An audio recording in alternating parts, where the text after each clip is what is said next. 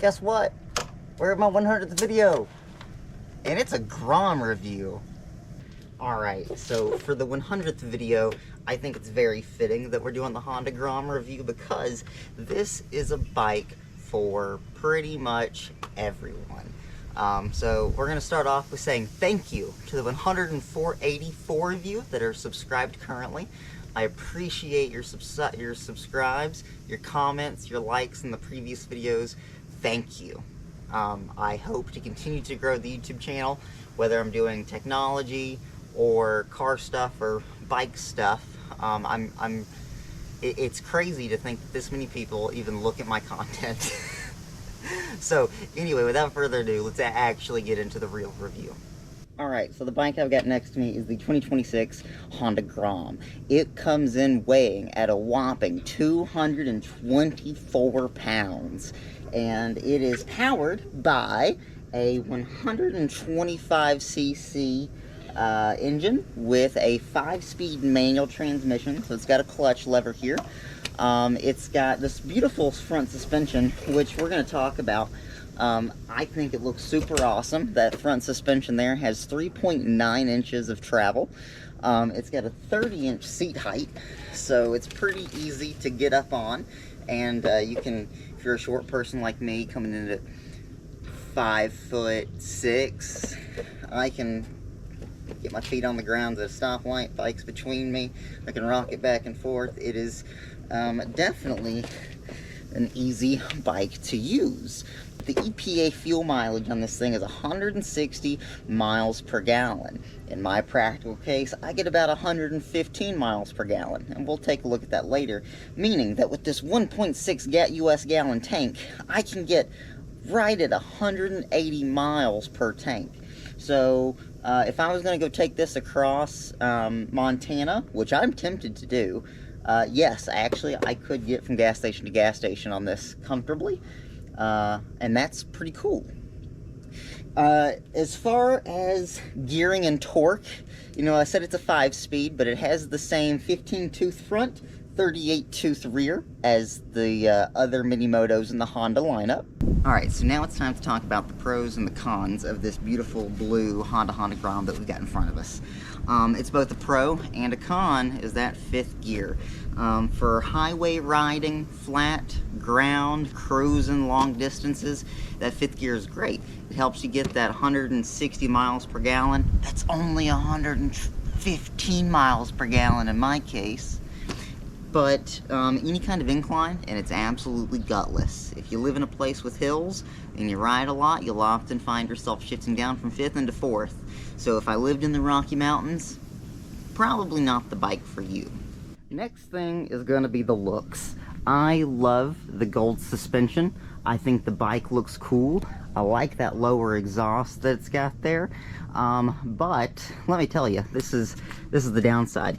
This, I don't know, but I wish was powder coated black like it is on the Dax.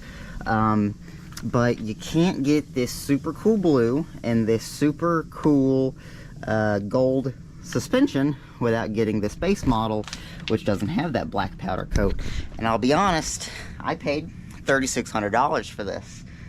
Thinking back, maybe I should have got the special edition so that I could have gotten that black powder coating, but I don't know. The blue and gold was really what I was going for. So base model line for me, because the ABS model only comes in white, and then the special edition, which I kind of wanted because it's got this like lower body panel, which you can get from the factory, only comes in black. And I really didn't want a black bike. I wanted this blue and gold that I absolutely love the look of. Alright, so now sitting here up on the bike, we can see here's the fuel filler area for the gas cap, I guess is what you'd call it. It's got the cool motorcycle style, unlike the Honda Dax, and I don't think the Honda Trail has this cool top either. And then let's check out the gauge cluster. I really like this gauge cluster. I think, you know, enjoying your gauge cluster is a pretty important part of your bike. It's got a gear indicator, it's got a clock, and at night it's pretty easy to see at night, and it's got adjustable brightness. You can see your miles per gallon, your gallons consumption, and then like your average speed. and then you can cycle through your trip A, trip B, and you know, your odometers there.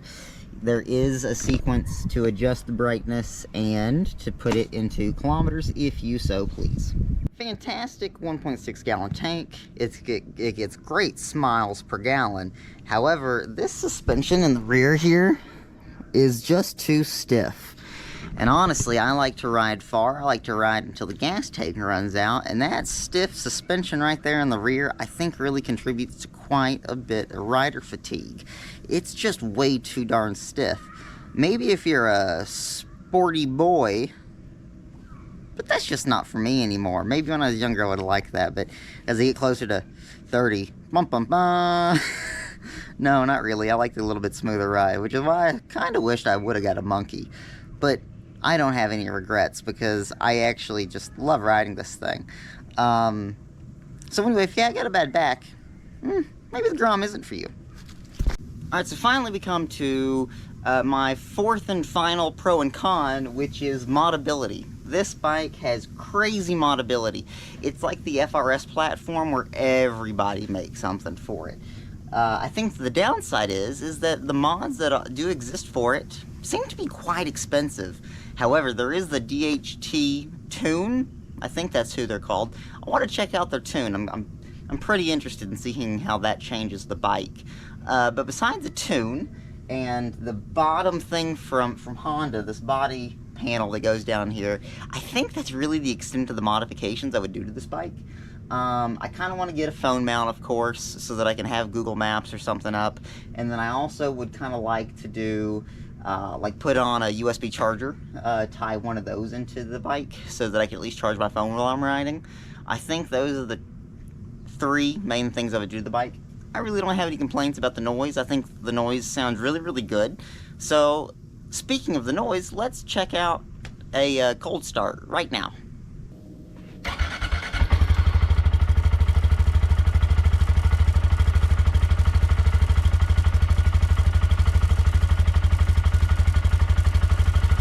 Alright, and so since this is a beginner bike for everyone, and I am basically giving it an amazing review, it is honestly an exceptional bike. It's easy to ride, it's cheap to maintain. The only downside, really, the only downside to this bike is probably the fact that it's a little uncomfortable for a long period of time, or if you're on a lot of dirt roads. Now guys, look, I'm in North Dakota, so I hit dirt roads all the time.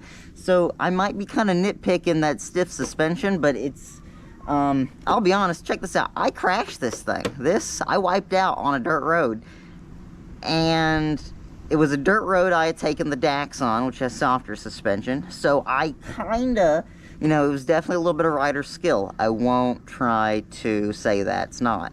However, I do think that the stiff suspension is paired with lack of rider skill is what put me in the ditch on the side of the road.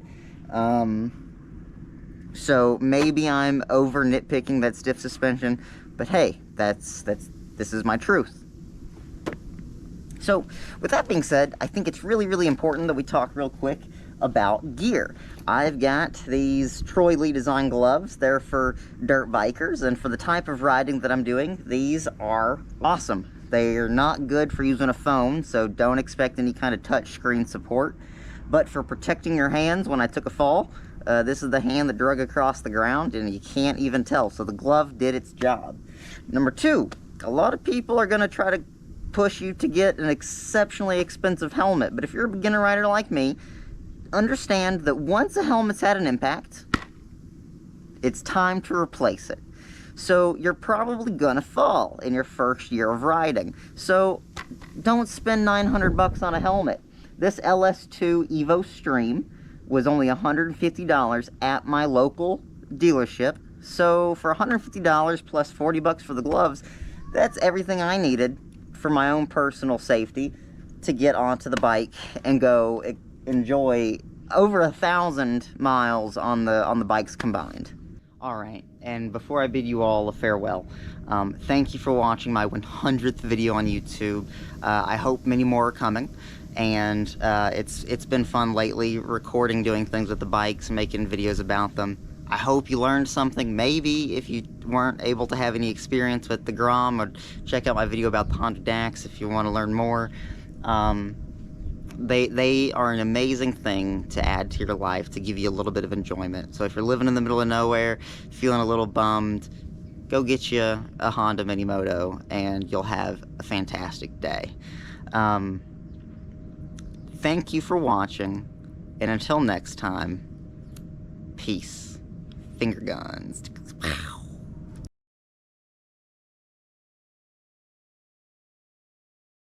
Pow.